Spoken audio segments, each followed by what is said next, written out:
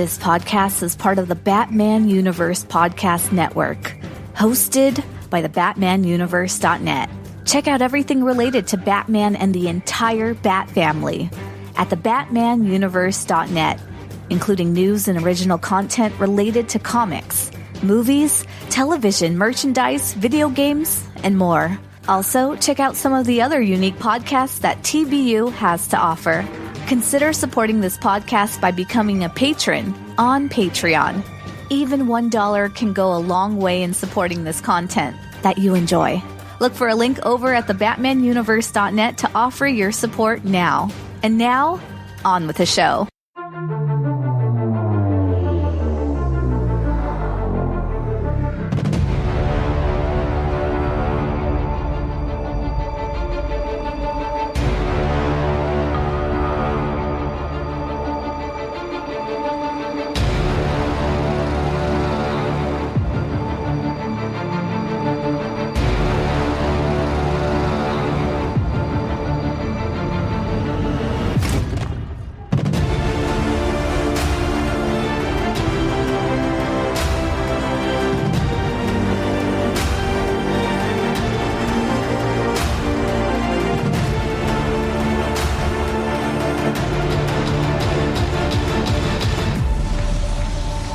Hello and welcome to the Batman Universe Comic Podcast, Season 15, Episode 9. This is Ian. This is Steph. And this, oh my God, Steph, what's that? That was so... This is Steph. I'm so excited to be here. There we go. And this is Theo. And we're happy to bring you our reviews and Greater Gotham commentary and listener feedback this week. As you may have just heard, we don't have any news, although I will say that DC is publishing a lot of new comics for this Dawn of DC initiative. And part of me really wishes that instead of doing like 2 to 3 new Batman titles every month for the last 2 years, they'd done 1 new Batman title every month and 1 new non-Batman title every month. And then people wouldn't have complained at me so much on Twitter. Why are they complaining to you? Well, I was trying to convince them to stop being dicks about Batman because they're like, oh, I hate Batman. I hate Batman so much. Batman sucks. And I'm like, okay, you know that you are trying to get people to read Hawkman series, and there's lots of Batman fans. And if you're a jerk about their favorite character, why would they want to try your favorite character? It's true. You should be nice. This is my belief. I think that if you really want to get people to come enjoy what you enjoy and have more sales, you should not be a jerk about their favorite character. But this person did not agree with me and was a jerk, so I blocked him. Yeah, my sister used to yell at me when I wouldn't want to do what she wanted to do. I was like, oh, wow, now that you've yelled profanities at me, of course I want to do the thing with you. Not. It was the 90s. Yes. Anyway, this has been a PSA for people who like characters other than Batman. Don't be a jerk to Batman fans because there's lots of us and we might buy your thing if you're nice. Always be yourself, unless you can be Batman. Then always be Batman. That's correct. Amen. Even if you hate him. So, this episode, we just have our one review of Batman number 135, which is also Batman number 900. Right, number 1.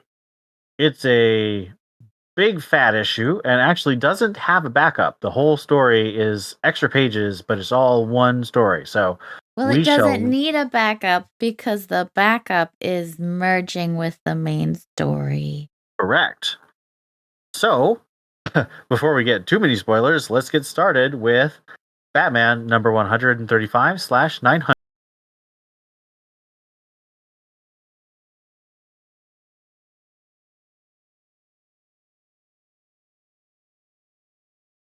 By Chip Zdarsky. And we have a 3-man art team with Mike Hawthorne, who's been the artist for most of this arc, and then Mikhail Hanin, the artist who's done tons of stuff with Tom King, and of course our favorite Jorge Jimenez, coming back for many great splash pages. So here we go with Batman number 139. The issue begins in the subterranean world of Arkham, beneath the Elseworld's Gotham City, as Batman climbs up from the ground and wraps the bloody stump where his right hand once was. He stumbles out searching for Red Mask, known as Darlin Holiday in this universe, and the Joker in our own. On the streets of Gotham, Holiday's Plan B, Batman stopped Plan A last issue, is in full motion.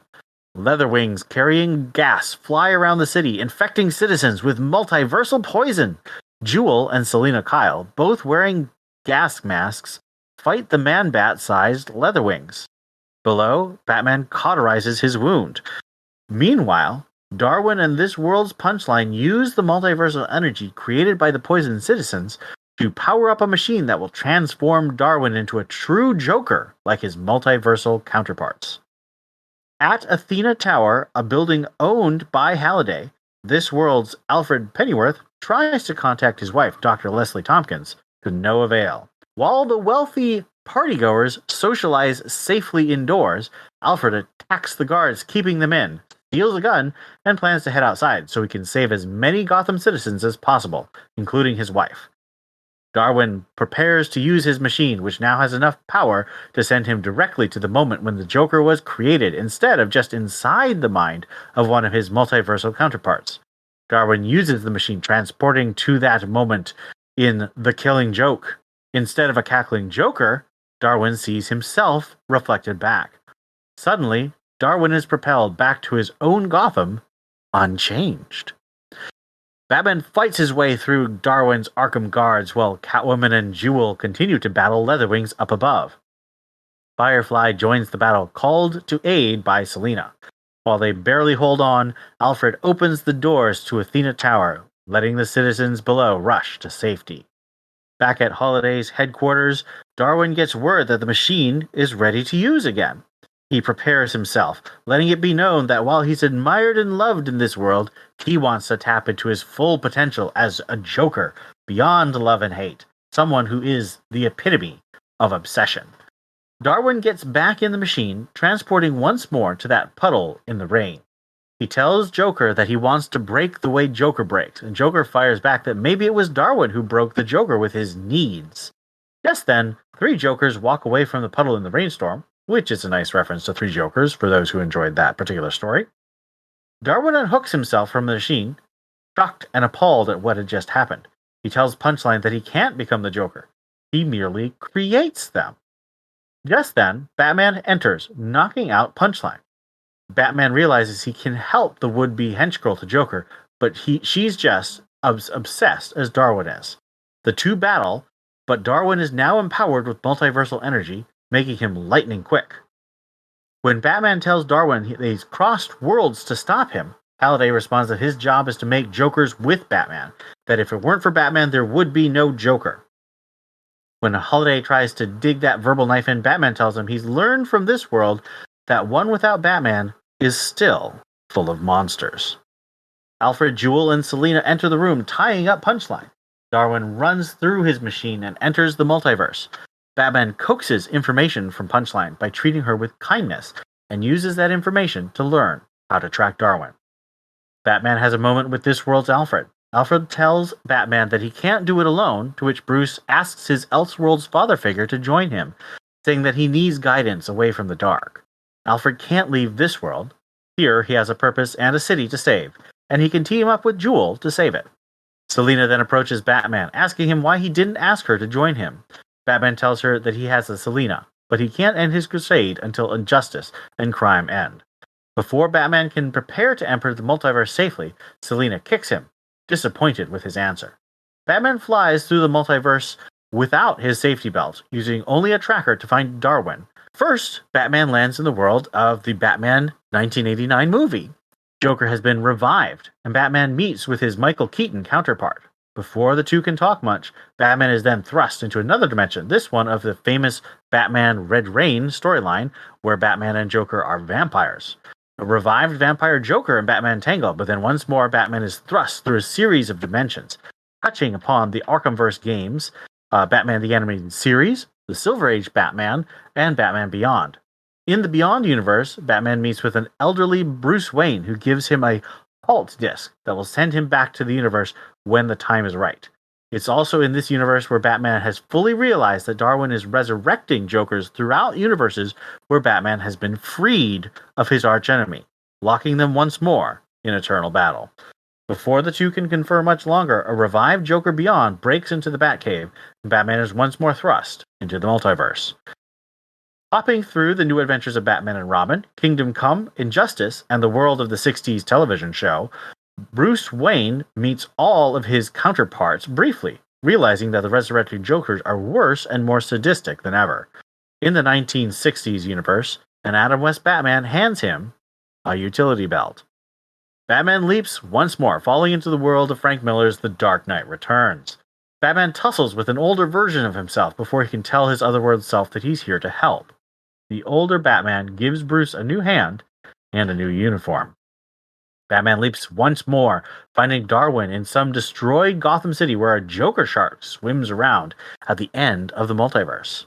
The shark eats these remnants of Gotham, symbolizing Darwin being consumed by his thoughts of the Joker. Darwin sends Joker fish at Batman, but Bruce battles against them, digging into his utility belt given to him by his 1960s counterpart to find shark repellent, which saves the day. After defeating the shark, Batman then confronts Darwin. He tells Darwin that he has realized without Batman, Joker would always be evil. There would always be a sad, pathetic man committed to the act of destruction and obsession, just without the gimmicky outfit. Batman knocks Darwin out and then uses the Halt disc to send Halliday back to his own universe. Alone at last, Batman, at the end of the universe, realizes that these last few years he has been slipping. A light illuminates the darkness, and Tim Drake Robin arrives. Batman and Robin hug, and Bruce thanks Tim for rescuing him once more. So, off the top, what do you think that Chip Zdarsky is saying about Batman in this story? Oh, Lee. What's your favorite panel? No, okay. I'm asking the real questions. What's your favorite Batman? The simple answer, and Steph, you can steal it if you want. No, go ahead.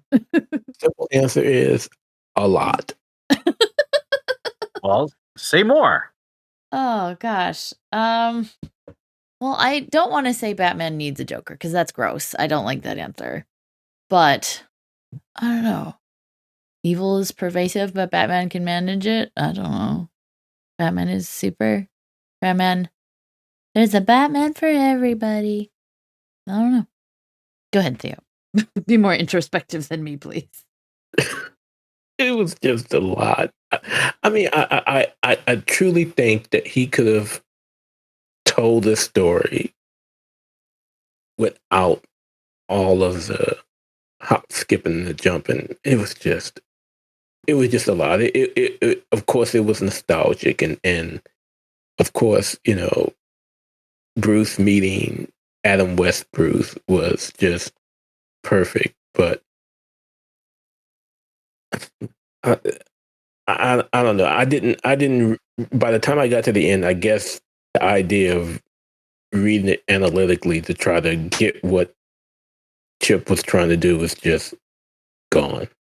But I will say shark repellent was just chef's kiss. Maybe that's what he's saying. The Adam West Batman is the most powerful Batman. I mean, I think there might be an element of that. I would read that. I think that's brilliant. I mean, that's the kind of thing I really like about Zdarsky. He's still got some of that puzzle construction writer in him, which I think is a lost art in a lot of writing today. And so I really appreciate that setup and payoff.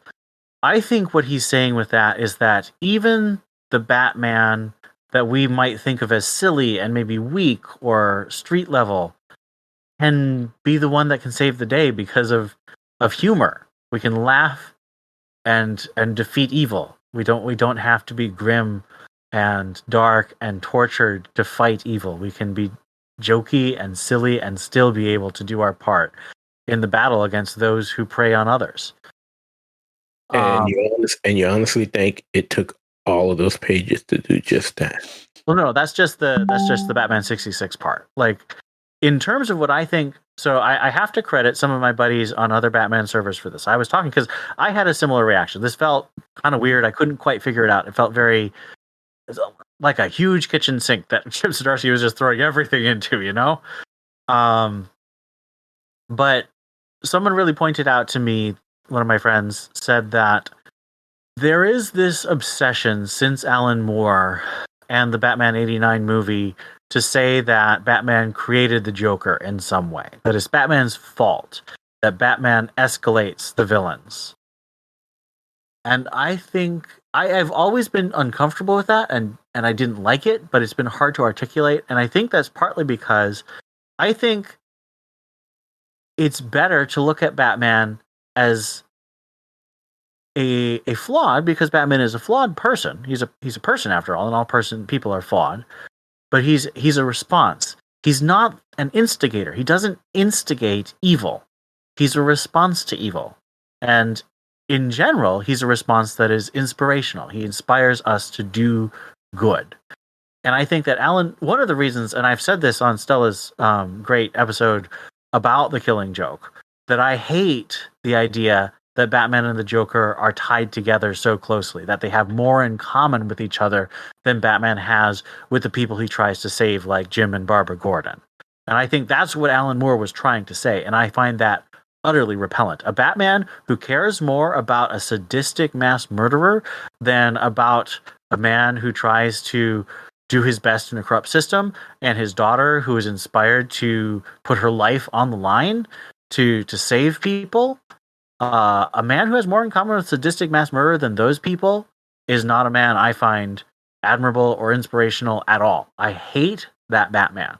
And I think Zdarsky does too. I think there's a reason that he so heavily referenced The Killing Joke here, but I think he's rejecting it.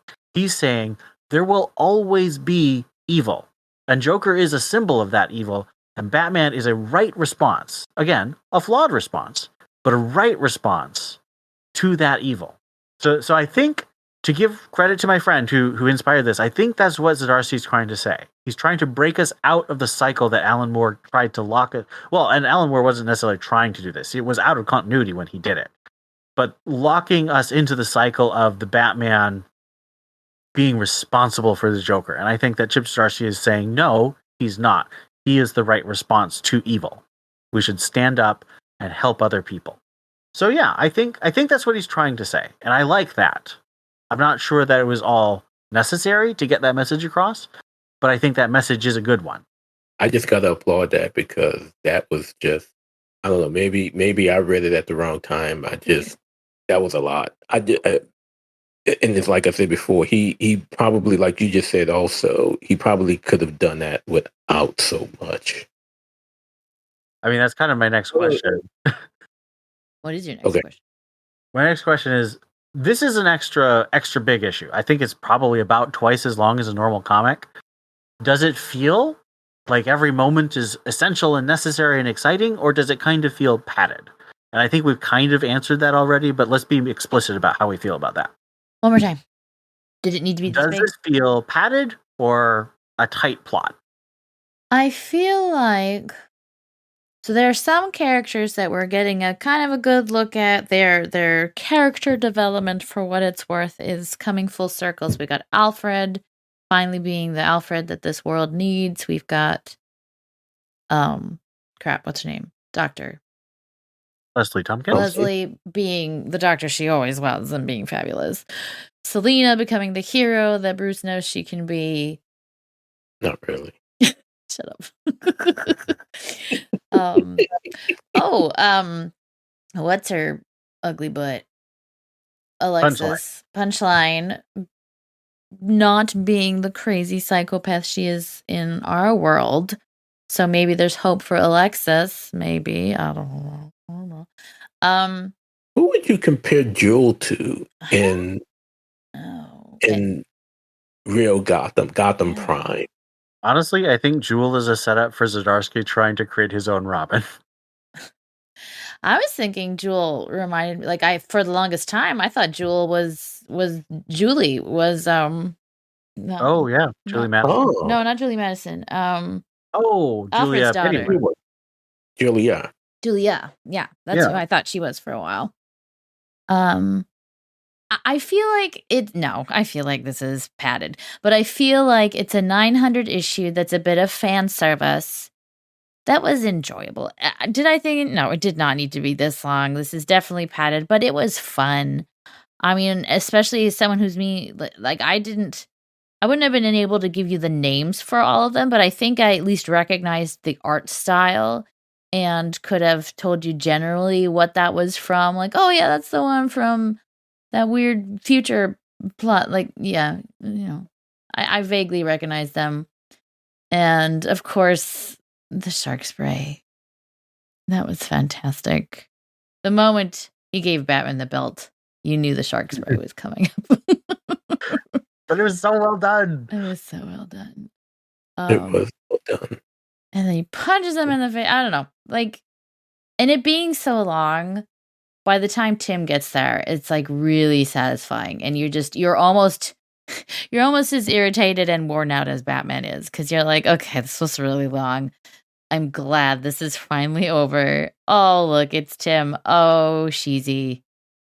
Now Batman has lost his mind again. Dang it. At the end, we got Zor-Nar, and then just, I don't know. Maybe that was my least favorite part because I finally felt like I could breathe, and then nope, you can't. I really, and I hope I'm not jumping into another question, but I really hope that that's not a sign of the future. So you hope it isn't, but do you think it will be? Yes. Hope not. I hope not. I am going on hope, not on what I expect. I am going on hope. I mean, the backup was great in how it developed the origin, but I'm kind of done now. I would say that I do think this is a bit padded. I understand it's trying to function as a celebration of 900 issues of Batman, but the thing is, it mostly deals with adaptation properties like the TV show, the cartoons, the '89 movie. There are a couple comics, of course, like Dark Knight Returns, but it's mostly movie versions or TV versions. So that felt like a bit odd in terms of mostly. I would say Really? the TV versions maybe got a little bit more real estate, but I would not say mostly television. Well, I'm including cartoons in that.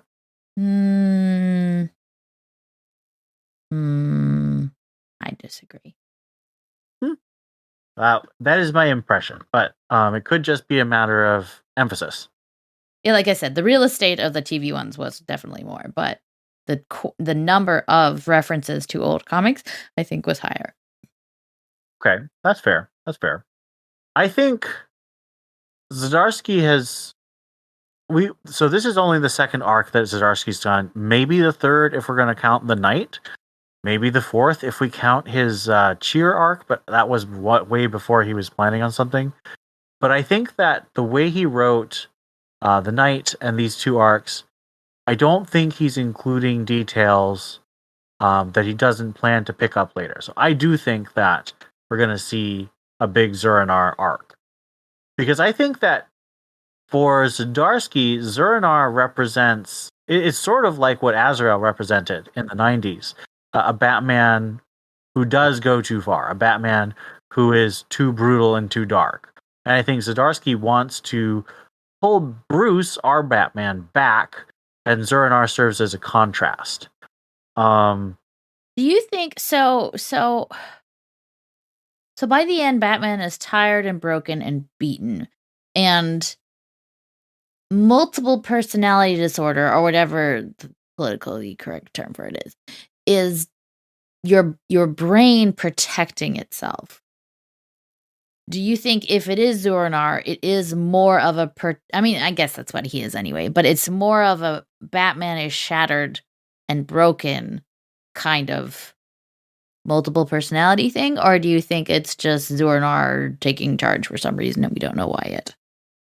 I think that we probably need to. So either Zdarsky thinks that Zur-Anar is not a psychological phenomenon, but it's more like Barbados, like an entity floating along in the universe that attached itself to Batman. Or there's more that we need to learn that Zdarsky is going to reveal. So I think there's more going on, or we have to kind of infer that Zur-Anar is like a mind virus. Do you have a favorite of the multiversal Easter eggs? Or are all of us just going to say the shark repellent? I love Terry McGinnis. I mean, I'll admit there's not a lot of good Batman Beyond stories that I've written, but I loved the show, and I love that Bruce thought that was him, and he's like, "Nope, I'm not you." And it was kind of fun seeing Jack Nicholson in a Batman book.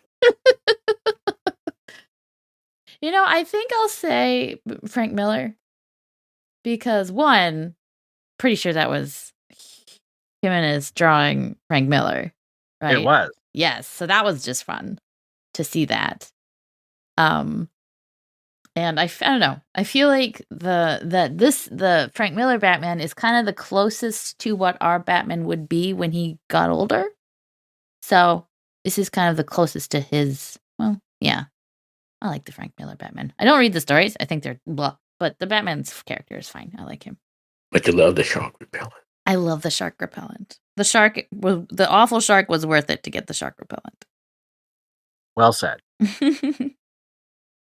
I didn't have a favorite one. By that time, it was mostly Zdarsky saying, and I zipped through this time and I zipped through that time, blah blah blah blah blah. And so I was just kind of done with it. And so at that point, I'm just flipping pages. Okay, shark repellent. There we go. So no, not really a favorite one.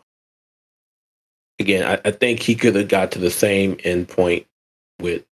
I understand why the extra pages were there, but I'm always fussing about page count. Yeah, I think this is like a 3-issue arc in terms of how much story is actually necessary, and it would have been more satisfying at that length. This is functionally a 6-issue arc, even though it's only 5 issues because this is a double-sized issue. I think my favorite would be 66, just because it's so well constructed, and I really like what it's saying thematically. That a lot of fans want to distance themselves from the goofiness of the 66 Batman show, but I think it's nice to be able to look back and say there's still something about Batman that's valuable in that, even if it's not cool. I like that. And I mean, that was my first Batman when I was 4 or 5 years old, and he was accessible to me as a kid, and he was friendly, and he was kind, and yeah, he was hokey, but I think he embodied the kindness that gets lost a lot in the comics, that I feel like has been transferred to Dick a lot, but like that's how Batman should be too. That's why the animated Batman is so great. And I really do think that Zdarsky is trying to pull Batman more in that direction. So I think that's a good thing. Yeah. Adam West was a sweetie pie. I don't know if I would be completely for that. Well, I mean, obviously not, like he's not going to resurrect the Batman 66 incarnation, but I think he's trying to pull back from the really dark Batman that we sometimes see. So this is sort of a future-aimed question. So we know from advertising that Batman and Catwoman are going to cross over and have a conflict. How do you feel about the way Selina is upset with Bruce for not wanting to choose her and sort of kicks him into the multiverse without a tether? How do you feel about that in the story, and how do you think that's going to affect our story going forward? I didn't love it. That was a dick move. Can I say that? Is that a PG-13 phrase? That was a dick move. I mean, I already said that you did earlier this episode. So anyway, what did he say that pissed her off? I didn't go with you because I already have a Catwoman. And I think she wanted him to stay with her, and he said no. That's very childish. I don't know. I You feel gotta- like that's Selena can be childish about things, but I also feel like I don't know. She's would respect another man's woman. I don't know. well, you got to remember that wasn't his Selena either. So Exactly. Like he doesn't have an Alfred anymore. He can get discount Alfred. That's fine. But I kind of wanted Alfred to go back. I really did. I thought that was going to be it. I thought that's how that's how he would go back into our universe. I totally thought that. But then he would abandon his wife. That would be uncool. he could. But was she still alive? Because they never found her. She could be dead. She could. Yep. And if you notice, he was talking about helping Jewel. That's true. He did not mention finding Leslie that I can remember. I think he says something about that when he's walking out. He's like, "I got to find my wife." Anyway, I was hoping that he would have come back. Even like, yes, I'll come back with you, my boy. What were your questions? What I did not like that she kicked him. I don't think that was a very Selena thing. And I think that was his mistake, is that he's like, I know you, even though you're not my Selena, because he keep reminding himself she's not my Selena. But I think that like he still thought she's thinking like my Selena, she acts like my Selena, and she doesn't. But I don't see what this Selena will have to do with his universe's Selena, like the conflict. So it'd be really Okay. childish and petty of him to say another version of you kicked me. You know, I read this great comic a few years ago that was like, every man has to, in a relationship with a woman, has to learn the phrase, "I'm sorry for what I did to you in your dream last night." Like, that'd be really petty. Is that a written rule? No, it's not. Oh, I guess it's my turn. Yep. Yeah, I mean, it wasn't his Selena. I mean, there was a lot that she did throughout the arc that really confirmed that even though she did some Selena type stuff, she wasn't actually Selena either. So, yeah, I'm kind of happy she kicked him out. I don't think Gotham could take two Selena. Oh, That would have gosh. been a doozy. It's got two Catwoman. Ugh. Sorry. Does it really? Yeah, we've got not- Aiko and we've got Selena. Aiko's the one with the horribler costume. Oh, that's the one I always keep saying when I see it on the cover. I'm like, oh, that's terrible. What's a terrible Yep. costume? What a terribler costume. I think that, again, it feels too deliberate to not be a setup. I think that Bruce is going to come back pretty scarred from this, even though somehow he got his hand back, it seems. Batman Returns. No. Old Frank Which Miller was- Batman built him a new hand. Which was weirder? Bruce getting his hand back or Alfred? I mean, they're both super goofy, but at least this was quick. Where did Instead of Alfred get Alfred his being hand? like, my hand's been frozen for a year and I just put it back on, because Ugh. that's definitely how you can do that. Ew. Yeah, Alfred lost his in Snyder's run. And then all of a sudden, Tom King pops up and it's back. It's back. It's fine. It's been sitting on ice. Well, before I go on a rant about how dumb that was, let me ask. We finally get our boy Jorge Jimenez back, and he does a lot of different art styles than his normal style. How did you feel about all those different art styles he did? Well, I mean, not to do just Jimenez, but so I was actually okay. Who's the main guy? Mike Hawthorne. Okay, Hawthorne and Jimenez. No, Hawthorne and Janine, Mhm. whatever, are so drastically different. Having them do the same scenes and the same character, I found that to be ridiculous. Like, it's just so completely different. Like, Hanine's is gorgeous and beautiful, and Selena is really attractive, and everything looks so good. And then, I mean, there's nothing terrible about Hawthorns. It's just when you compare the two, it's like apples and gourmet candy apples. I don't know. And then Jimenez it's just really, I mean, he does a very good job. Like I would say the stylized flashbacks are instantly recognizable for what they are. They're really well done. And it's a little heartbreaking that you have Jimenez, whose style is beautiful, not do his style. But he's also incredibly good at imitating the other people. Who's the Batman that's just kind of sitting with his legs spread? That was Arkham Knight. Is that Arkham? Oh, right, the big long ears. I recognize that now. Okay. Kelly Jones ears. Okay. Didn't he die? Yes. Spoiler.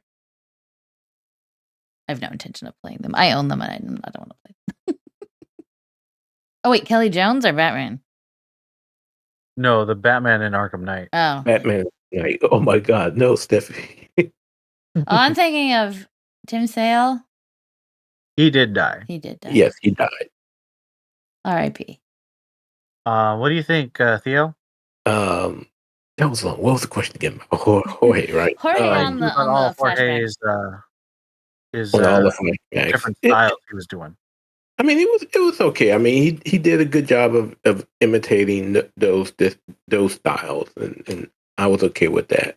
But again, by that point, I was kind of done. I mean, they would make nice pictures to hang on the wall, but I think I am more of a fan of Jorge's own style than his imitating style. And I'm just realizing he did the final hug between Tim and Bruce. So that's actually quite wonderful. Of course. That's marvelous. I'm glad he got to do that. I think that I'm kind of with Steph. I kind of wanted to see Jorge in all his glory, and seeing him do all these sort of pastiches of other artists' styles. It's impressive and fun, but I just like Jorge's style. You know, I like Jorge being Jorge. Lastly, do you think this issue is going to stand out as like a landmark issue, or do you think it's just going to be another issue in the run? Well, landmark. Because when you kind of look through the flashbacks, or not the flashbacks, the other worlds, like, does this story line up with the iconicness that are all those stories? And I'm not sure it does. That is not a slight on Zdarsky at all. Everything Zdarsky has done has ranged from pretty good to, oh my gosh, this is great. Like, I think oh crap, what was the story we all loved? the black book version. What's it? The Night, right? The Night. Yeah. I really hope that becomes like a part of everyone's Batman library. But this story and this ending in particular, I think it's fun. I think diehard fans would like to have this just to be like, oh, look at all this stuff. And the reunion is really, really great. But I just don't know if as a story, this is in any way really super iconic or memorable. Because like we said, I guess it's the creation of all Jokers. I don't know. Not really. It's the resurrection of a lot of them, which is very frustrating. And just for our universe in particular, it's not going to have that much resonance. I don't know. So it's just hard. I don't know. I think it's an opinion thing. Everyone's going to be different. I don't know. I don't know how to answer your question. I don't think this is something that I would be more gung-ho about than anything else he's done. It definitely isn't landmark. I mean, and quite honestly, I don't think, despite the format, I don't think DC meant for it to be, because quite honestly, if it was supposed to be landmark, then it wouldn't be Batman 135/900. They would have been just promoting that book as the 900 historical issue of Batman, and it's just, it looks like something Marvel would do. Oh yeah, this is issue blah blah blah, legacy, whatever. And the story itself didn't seem landmark as well. It's just, this is the end of the story. And it's unfortunate for such an issue, of importance, being the 900 issue, but it just didn't seem like, despite the /900 legacy at the bottom, that DC really felt it to be that important. Like, if this whole story had taken place in the Batman universe and somehow this exact same story had, like, repercussions to the current Batman universe, then maybe. But it didn't. So it doesn't. I tend to agree. I think it is interesting that DC didn't do a significant push for this Batman 900 as anything that special. As opposed to, we look at Flash number 800 and Wonder Woman number 800, both coming this month, and they were the cover of their advertising magazine. Of course, both of those are series enders and trying to launch the new runs for those characters. But I think it's funny. Maybe DC basically just thinks that Batman sells, so we don't need to go all out on big anniversary issues in terms of promotion. I don't know if you guys remember this, but 100 issues ago, Batman number 35, during the Tom King run, that only got a variant cover. It was the end of a 3-issue arc, and it didn't really have anything to do with any kind of anniversary. Part of me likes that. Part of me thinks, like, this should just be another issue. Part of me thinks that this 900, they did try to make it sort of an anniversary, but it felt like padding to me. It was. I mean, now I will say this. And I know it's a couple of years away, but at some point, DC's gonna have to go back to legacy for this. They just have to get to issue 1000. 990. Yeah, they're gonna have to go back to legacy. Yeah, and as that push comes, again, we got time, folks. So don't go rushing to put your orders in with your comic shop just yet. But at some point, DC's gonna have to make this legacy again. And I know, this idea of relaunching with the hopes of getting new readers, it just doesn't. I don't think it works. But that's just one man's opinion. Is all the questions I have for Batman 135. Do you have any last topics you want to cover before we give our rating? I loved the ending. I loved Tim coming down and like an angel from heaven at the end of the multiverse, which that actually made me laugh. You like the end of the multiverse. I see. The infinite universes. You're at the end of okay, you reached the end of the internet. Okay. But still, Batman's all there by himself, and then Tim comes and he gives a big old hug, and I loved it. And I just was like, I wonder if Fritz Martin reads this book. And okay, so since you had to bring it up, so here are my two gripes. Since you had to go there, I went there. You went there. Okay, so gripe number one, and this is again just Theo. They need to just have one Robin. I'm sorry, folks. All these Robins running around Gotham have to stop. And since Damian's coming back, he was rightfully Robin. Just give it back to him. Give Tim Red Robin back. What's wrong with that? What is wrong with him being Red Robin again? Anyway. Or the Drake. No. I'm so funny. I feel like No, Steph is trolling Theo at this point. She is probably definitely trolling Theo at this point, and I'm pretty sure she's trolling Ian too, because I'm probably. No, actually, I thought that the Drake was fine. I'm one of the weird people. Are you serious? No, he's stupid. Why would your secret name be your last name? Because it's a dragon. You should be Draco. Anyway. He's got dragon blood. Like, what's his name? Charlie Sheen. Oh my gosh. Just dumb. And two, I mean, how is it? I just don't. Why can't this Tim, Red Robin, be the Tim that's in the Tim Drake book? Yeah. Minus Bernard.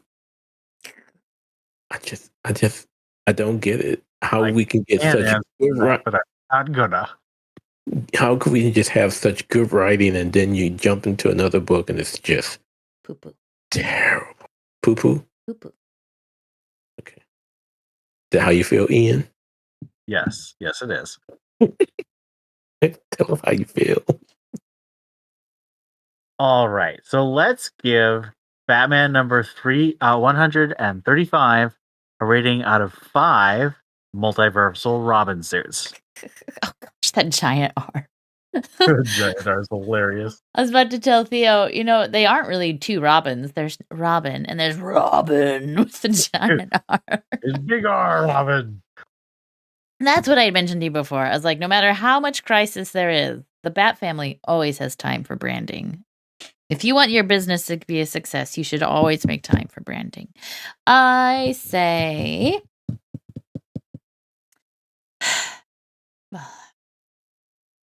I'll say 4. I got a lot of happy feels from this book. Selena, not so much happy feels from Selena, but I thought the art and the art in this book is quite magnificent, even though I'm not a big fan of Hawthorne or whoever that was.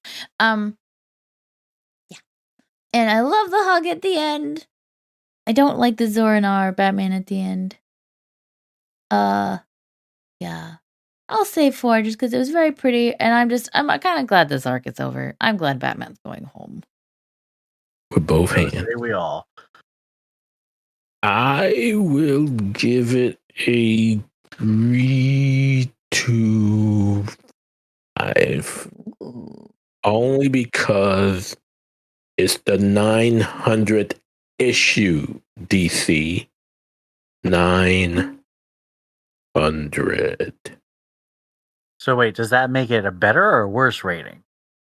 I'm giving it an upvote to try to give it importance. Now this is funny because I chose my rating before you guys did, and God. Here we go. We don't have a mode. Thank you, jeez. I gave it a 3. And see, he kind of hinted at so he kind of hinted at it. So I said I can't give it a 3. He hinted at it, and I'm like, yeah, I can't give it a 3. I did. When did I hint at it? Yes, you did. Right before we got into ratings, you said 3, and I'm like, oh yep, I know what he's giving it.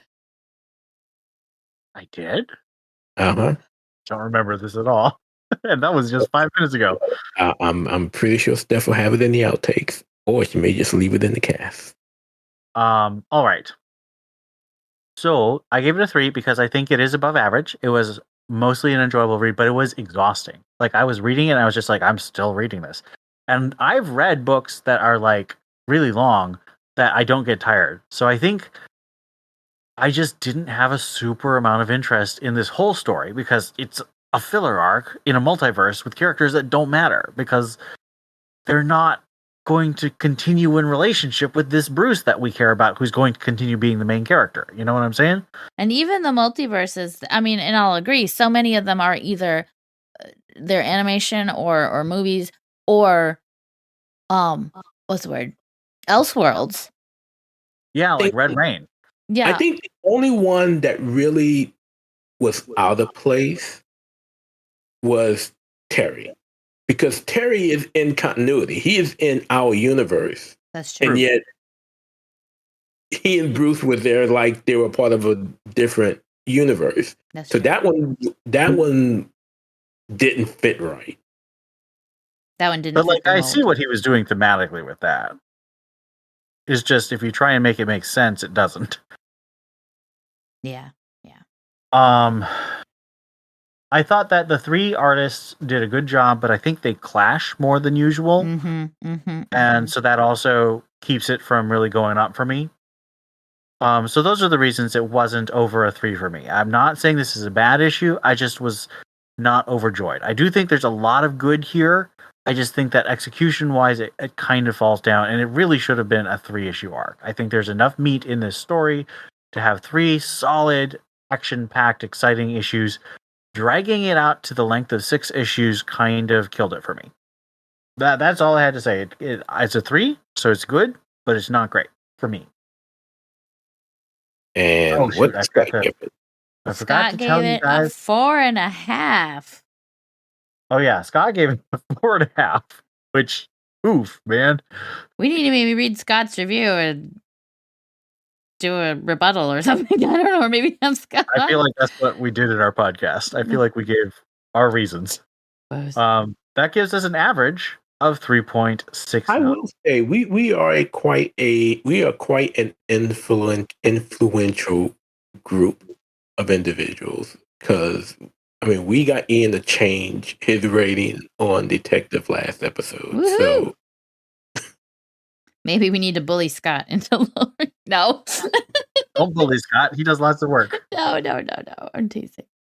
I don't like bullying people unless it's Ian. I knew it. Whether you are a first-time TBU Comics podcast listener, a 13-year veteran, or anything in between, we'd love to hear what you think about this episode or any of the comics we discussed. Send emails to tbu@thebatmanuniverse.net. Join our Discord server linked at thebatmanuniverse.net. Send us a tweet at TBU_comics. Or, if you're a patron, leave us a comment on our Patreon page. We'd also love it if you left us a review on iTunes. We'd love to read your comments on the next episode of the Batman Universe Comics Podcast. Batman may claim he works alone, but we know that he needs the Bat Family. Join the TBU Bat Family and let us know what you think. All right. So, let's move to Greater Gotham.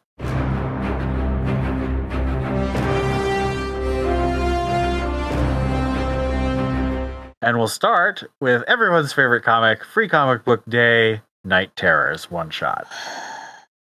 I did not read that. I skimmed through it and decided that my vacation planned for the last half of Nightmares couldn't have been better planned because I am not looking forward to this.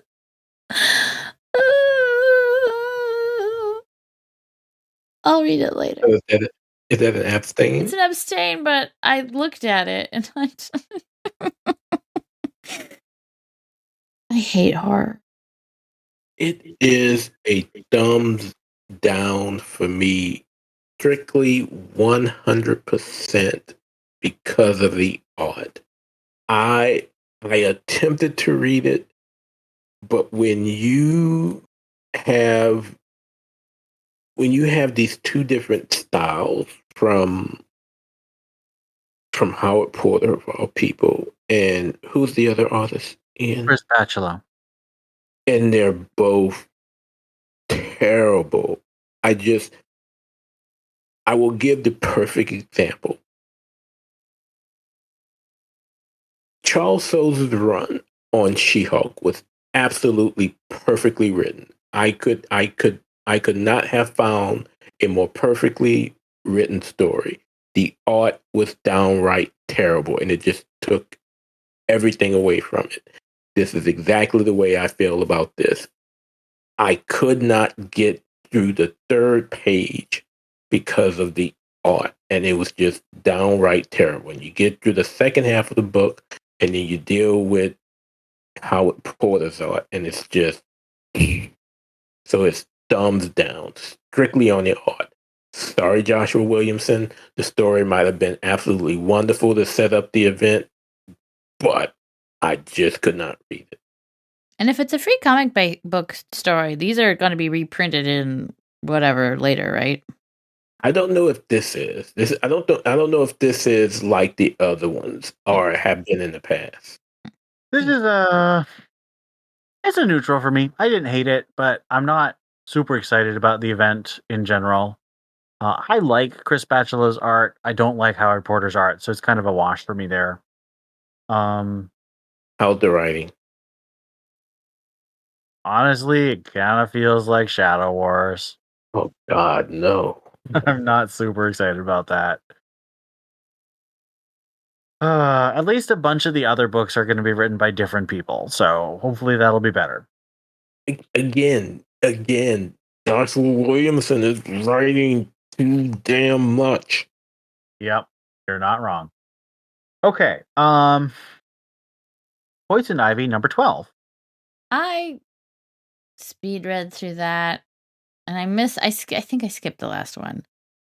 I think it's thumbs down. Her hero's journey is not really one, and the first thing she thinks when she gets out of the car to see Harley, oh, I'm not going to tell Harley that I cheated on her or that I did all these horrible things. See, this is what I'm saying. Poison Ivy is not better than the Joker. I can't give it an honest rating, but from what I read, I would say thumbs down. And it was all monsters and gross. I give it a thumbs up because she did say she wasn't going to tell Holly she slept with Janet just yet, but she did save all of the ladies that were infected with the spores, with the exception of the one We didn't want to. who didn't want to, which I'm assuming was a playback to the whole COVID vaccine thing. But I still think there's more to her journey. But yeah, I gave it a thumbs up. I continue to abstain from this series. Batman and the Joker, The Deadly Duo, number 7. Is this the finale? It is. Nice. How'd it go? Am I the only one who read it? Yep. I change a good thing. Thumbs up. Bruce and Joker go at it one more time to beat the crap out of each other. And Joker and Harley gets away and he puts a ring on it. And Dead Lady, turns out she wants to be a hero and everybody thinks she's dead, but she's actually alive. And she's going to let Bruce do what he do and save Gotham because she feels he's truly, changed in how he wants to do his job. And she's going to be waiting in the wings to take over when he's done and make Gotham hers in her own image. And that's it. But it was a good ending, great art, thumbs up. That sounds really wacky, gotta say. Spirit World, number 1. I might have been the only one who read this one. I didn't know we were supposed to read that one. I didn't read that one. Yeah, I put it on late because I forgot. I did read it, though. Neutral only because of my girl. This is a massive thumbs down for me. I find the new character incredibly obnoxious. The art is incoherent. The action does not make sense. And I'm surprised that Theo didn't give it a thumbs down because they called Cass orphan again. Ian, that's not wrong. But Cass is an automatic upvote. So everything else being down, it's a neutral. Fair. The Batman and Scooby-Doo Mysteries, number 8. Abstain. This one I did read because it's written by my boy, Charlie Fish, and I love his stuff. And it was quite a clever, funny little story with tons of references and meta humor. I enjoyed it. Not my favorite of the run, but it was fun. Thumbs up. Gotham Academy Maps of Mystery one-shot. Oh, so thumbs up, but it's just a reprint of a bunch of stuff that's already been out. So if you didn't want to buy the other books where these were backups, this is your chance to read them and have them, and they're all very, very good. And Maps is delightful. But there's nothing new here for us to enjoy. Thumbs up for all of those reasons. I'm going to give this one a neutral, not because of the quality. I actually bought every single one of these pieces as individual issues because of these stories. And it's a neutral instead of a thumbs up because the content's a thumbs up. But it's a neutral because they didn't commission a new short, which I think they should have. They should even have. just like a 4 to 6 page short. Mm-hmm. And they didn't even commission a new cover. The cover is just a bunch of graphic design over one of the pages from the stories. That irritates me. I want more Gotham Academy content. I don't want to be told, oh, here's Gotham Academy content if you're a dum-dum and you didn't collect it like a good Gotham Academy fan. I'm just really annoyed. And I'm not saying that if you didn't get the previous collection, the previous pieces of these stories before, you're a bad Gotham Academy fan. I'm just frustrated that DC put out, this is 5 different pieces put together. If you didn't get those things, they didn't advertise it well, they don't connect together, and so I'm just like, I think Gotham Academy is such a phenomenal property, and they could do these OGNs. They have this whole OGN market that they're doing right now, pumping out. They could have this team do an OGN in that market, and I think it would do great. But instead, they're doing a bunch of backups and then collecting them and not even doing a new story. Was this in Batman or was this in Detective? So 3 of the pieces are from Batman.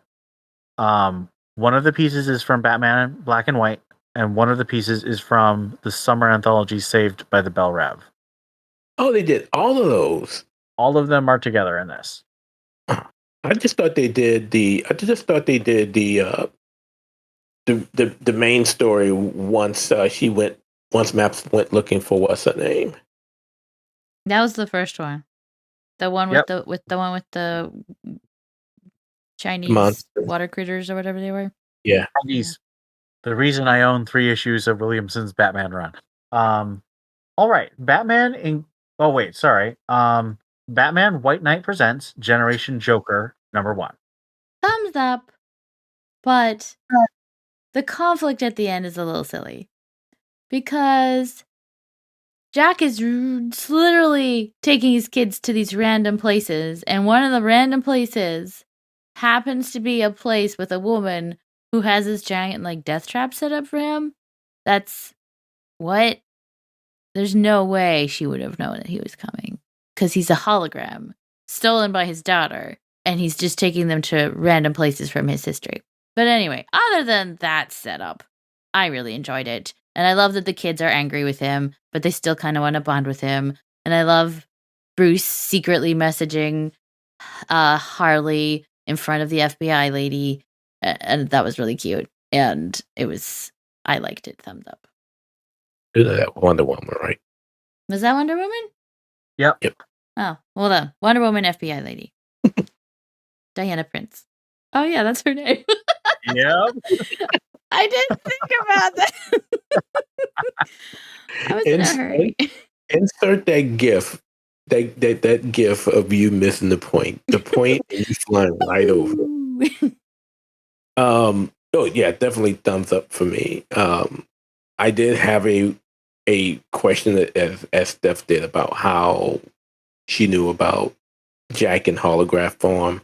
I do wonder if this is actually the end of him, since he's supposed to be dying because he's running out of power. Again. But yeah, definitely a good story, and I like the fact that everyone seems accepting now that Bruce and Harley are married, including Jack. Mm-hmm. Thumbs up for me too. This is actually the most polished I've seen Mirka Andolfo's art for a long time. She's been a lot sketchier in her own stuff, and I think it looks really good. This is the dynamic. It really did not look like her typical art. I really thought that in some pages that was Sean Murphy drawing. Does she have an inker? It wasn't Hollingsworth. I know that. She did. It wasn't Hollingsworth, though. I know that for certain. Well, that's the colorist. Nope, she doesn't have listed inker, so that's really impressive that she's so versatile style-wise. That's really cool. I mean, I'm a fan of her stuff in general, but that's like another level of cool for me. Thumbs up for me. This is the best dynamic that Sean Murphy has created, and I think Katana Collins did a really good job with the last Harley Quinn miniseries, and I think she's doing a good job doing the next generation of Harley. I like the kids. I like the way she writes Bruce and Harley and Jack. I think one of the problems with a lot of the main miniseries in White Knight for me is that this is the heart of the story, but Murphy isn't nearly as good at doing other characters like Dick and Babs and Jim Gordon, and it just feels like a lot of them are less focused and less successful for me. Obviously, it's one of the best-selling ongoing Elseworlds that DC has going for it, so I'm probably in a minority opinion, but I've always been a little held back because I think the wider DC stuff is where Murphy tends to struggle, and this is the stuff that I think he really excels at, and he and his team are doing a great job here. So definitely. Are you familiar with the co-writer? Katana Collins or the... No, Clayton McCormick. No, I'm not. Actually, I don't know who that is. Are you? No, I'm not. Okay. And when I looked them up, only stuff I saw on the League's page was some indie stuff and White Knight. All right. And lastly, for Greater Gotham, Batman Incorporated #8. Thumbs up! Oh my goodness! Okay, I'll be honest, I don't remember how it ended. But everyone's conflicted, bad things are happening. Really Joker of Brazil is getting ready to kill everybody. Oh, that's right. Yeah. Is it Brazil where El Gacho's from? I think it was Argentina. Argentina, that's right. Yeah. It is, yeah. Which shouldn't be Spanish, it should be Portuguese. Oh, whatever. I thought Argentina was Spanish. Oh, no, you're probably right. Now you said Brazil, I was thinking Portugal. Brazil is Portuguese, that's right. Hold on, I'll tell you. It's Spanish. I hope my boy Night Runner... No, it was Argentina. It was Argentina. Yeah, it was. I'm worried about my man, Night Runner. I really like that guy, and I don't want him to die. Is he the French one? That's the French one. Yeah, they kind of just let him out to hang to dry, didn't they? Well, I mean, they didn't necessarily let him to hang out and dry. I mean, as they were going to help him, they got called elsewhere. Yeah, there's apparently... I mean, Joker Inc. is apparently very large, very well-equipped, and causing a lot of death. I do like the ideas, though, of, well, if Batman can have one, I want one too. It's definitely what Joker would say. Although it's still weird, we have a Batman Inc. story, and there's still no sight of Batman. He should be back in the next few issues, and now that he's coming back to Gotham, right? Right.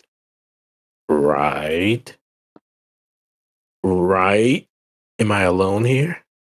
I don't care. You don't care. Thumbs up for me too. It's really great to have John Timms back on art. We got a chance to meet John Timms at C2E2, and he was very nice. And his art's just really, really good here. And I just love the way that Bresson is developing the whole cast. There's lots of character moments, not just for Ghostmaker, even though he's still the lead. Really inventive, really exciting. And I'm glad that Man of Bats isn't necessarily dead. He's hovering on death's door, but he's not necessarily dead. So that makes me happy, because I was really mad last issue, even though I liked it. I am still pleasantly surprised with how well Bresson is doing. Yeah, definitely. I hope that he's able to do... it kind of feels like this might be the last arc, but I kind of hope he gets another one. It'd be nice to get 3 arcs out of this title. It's really good. Is this the first time we've seen Grey Wolf without his mask? I think so. That threw me for a bit. I thought he was a wolf man. I didn't realize. Yeah, I thought he was kind of like permanently grafted to his skin or something. I didn't realize he was a human being. So what are the thoughts on them shipping him and Knight? Oh my goodness. I thought that was so interesting. I'm here for it. Wait. Squire has grown up, y'all. Our little Squire. She's dating a wolf man. Our Squire has grown up to become knight, and now she's got her little boo. A little boo. That dude is enormous. He's like 8 feet tall. The last panel of them leaving the restaurant, I wasn't sure if he was like grabbing a jacket or about to punch her in the back of the head. It was very ambiguous. I don't think he's punching her. I didn't think so either, but I was like, it really does look like he's about to punch her in the head. And for some reason, I was just waiting for one of the restaurant owners, but the way that they had them looking at them, I was really waiting for one of them to turn on them, like they had set a trap or something. Because like when the lady, handed them their food and she backed away, enjoy, no smile for nothing, and then as they're getting ready to leave. The husband is in the other corner and he's like staring at them from around the wall. And I was like, okay, just go ahead and attack Mark. But yes, Night Angry Wolf sitting in the tree. KISSING. Thumbs up. I did not think this would go this direction, but I'm here for it. This title continues to be one of the best ones that DC's putting out, and I really hope people listen to us and start buying it. It's really good. If there is one downside, if there is one, is that because of how the arcs that we've gotten thus far have been written, I don't like that we've kind of left the regional teams by. We haven't seen much, if any, from any of them. Well, I mean, the cast is enormous already. It's really, I'm impressed he's been able to juggle it so well as it is. And I'm saying that from the standpoint of it doesn't look like Batman Inc. is going to be around for long. And if they're on the verge of calling it quits, then I would have liked to have seen. Yeah, if we're coming to the end of the road for the series, then I really would have liked to have seen more of the regional teams. I would have liked to have seen a different format for the story to where you could have gotten a little bit of individual stories more or less than kind of what we're getting. Because I really was hoping that we would have saw what's the name, the ex-cop from The Abyss storyline come in at some point and perhaps take up the name Black Bat. I still wanted her to take that. Since it doesn't look like they're ever going to let Steph have it again, which I'm fine with also. Main cast. Okay, but shutting up now. All right, and now it's time for listener feedback. Okay, so on Discord says, it's a good cover. I'm ready for the album to drop. Which one's, what's he talking about? The podcast cover. The one that you picked. Batgirl's cover. Yeah. Oh, the Batgirl's cover. Yes. Yeah, the one you picked. I didn't pick it. I edited it. When does Batgirl's Theo picked it. No, Theo did not pick it. That was Theo's evil twin that he killed. Okay. When does the Batgirl's new hit single debut? Because I'm ready. That was a pretty quick cover. Also, nice episode today. I listened to it after work. I did go ahead and read Detective Comics, and it made me a little mad. Vandal Savage really did feel like he came out of nowhere to me. I wish Ram V at least mentioned him or alluded to another threat just an issue or so before introducing him. The whole Orgum backstory just feels needlessly complicated. I feel like you should still get 2 more parts out of this book with a backstory that was essentially, Roz killed this dude's dad, and that's why he hates us. I wish the issue just instead focused on what the Orgums were trying to get out of Gotham, and on finally having the earworm do something. Probably my biggest letdown was thinking that this issue would have been some sort of fight between Freeze and Earworm and finally shed some light on what was going on with this new character. I still like things about this run, but I agree with what was said on the podcast. This run is just not well constructed, and many parts feel like it should be another story. This run really reminds me of some of Ram's other works, like The Many Lives of Layla Starr and The Savage Shores. I love both those stories, but their tones don't feel like Batman books. Maybe Rom just needs to be on something like Justice League Dark or on Aquaman. I feel like those would be better fits at this point. And then Boravok said on Discord too, I like Vandal Savage just fine, but I don't care for all the history lessons this current arc of tech is becoming. As soon as Talia went into storytime mode a few pages in, I skimmed the rest of the issue and don't feel like I missed much that I actually care about for doing so. It's just not the story I came for.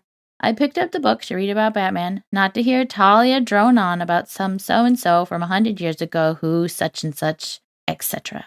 Yeah, that story is meh. We actually had a lot of really good conversation after that, which was more about the back and forth. So I didn't want to like excerpt it because it would be kind of weird to read. But as always, we definitely appreciate all your commentary. We appreciate very much that you're listening, and we appreciate even more that you guys and us can have that conversation on the Discord. So again, plug for the Discord. Please join us. We're always up for talking about the comics, and it's a really good environment, I would say. Lastly, we have our patrons that we will thank for their support. Thank you to Lisa Slack, Donovan Morgan Grant, Austin Davis, Ian Miller, Stanton's Grave, Johnny McCloskey, Gerald Green, Donald Townsend, Cesar Diaz, Joshua Lappenbertoni, Ed Grouse, Jessica Morales, Rob O, Captain America, David Richards, Tim Garassi, Mary Garrett, Robert Lewis, Stephanie Mounts. Thank you for helping us keep the show on the air, or the servers hosting all our episodes, so you can go back and listen to all the episodes all the way back to 2009. That brings us to the end of our episode. Thank you so much for listening. This is Ian. This is Dev. And this is Theo. We very much look forward to hearing you next time, and we'll see you later. Said you should apologize for having diabetes. It's a bad joke. It's not really a joke. I'm sorry. My son has diabetes. I know the pain. Continue. I said nothing. This is not something that I am involved in. Don't worry, y'all. I will cut Steph out later. You're not really going to cuss me out, are you? No. I might have been on Amazon looking for the night and realizing I haven't pre-ordered it yet. Okay.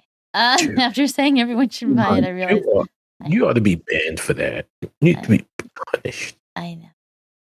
And then I at realized least I finally got the Black Mirror signed by Scott Snyder. And then I realized I didn't have the White Knight Harley Quinn ordered, or the Beyond the White Knight pre-order, which comes out. You get printed or digital? I get them physical because when the zombie apocalypse comes, I'm not going to have access to internet, so I need to have physical copy. And I'm paying all this money for DC Universe Infinite, and the damn power's going to go out. Yep. When the zombies are going to come and they're going to knock down your door, and you just need to have physical copies. A few years ago, we actually had something very similar. The power went out. We had no internet. We were living on generators for a week. And I'm very glad I had DVDs and physical copies of things. So there. The Joker, the Man Who Stopped Laughing, number 8. Abstain. Actually, I forgot to read this one. So why is it on the list? I put it on there because it was a Batman book. Multiversity, Harley Screws Up the DC Universe, number 3. Did anyone read this one? Nope. I'm not sure why you put this on here. No one's reading this. No. Just know. Hold up. Wait. I got this, Steph. This is your fault because usually before we start recording, the first thing you do, did you read? Did y'all read? Did you read? Did y'all read? All right. Sure. In, out.